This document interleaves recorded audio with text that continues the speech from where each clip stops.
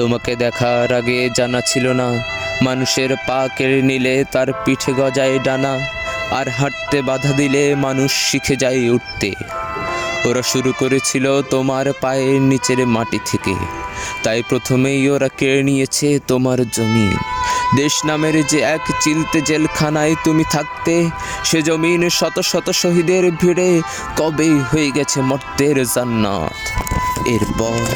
এরপর ওরা কেড়ে নিয়েছে তোমার শৈশব, অথচ তুমি কখনো শিশুই ছিলে না।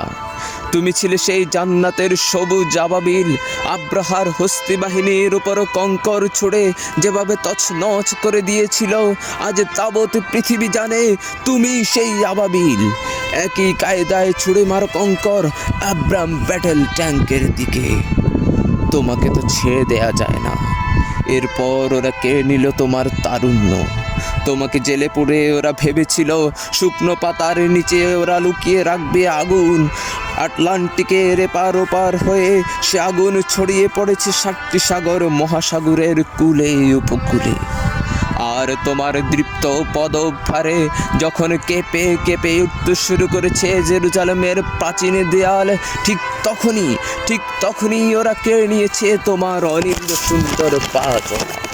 সাধ্য আছে কার কিভাবে থামাবে ওরা তোমার 4 চাকার হুইল চেয়ার? ওরা জানতো হুইল চেয়ারে বসেও বৃদ্ধ ইমাম শেখ ইয়াসিন ছিলেন কতটা অপ্রতিরোধ।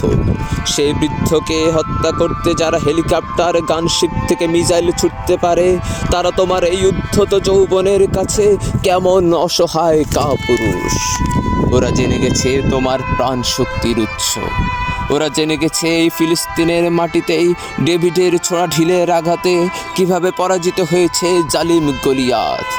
হে ফাদি আবু সালাহ, হে পাথরে ছোড়া আবাবিল, তাই আজ ওরা কেড়ে নিল তোমার জীবন।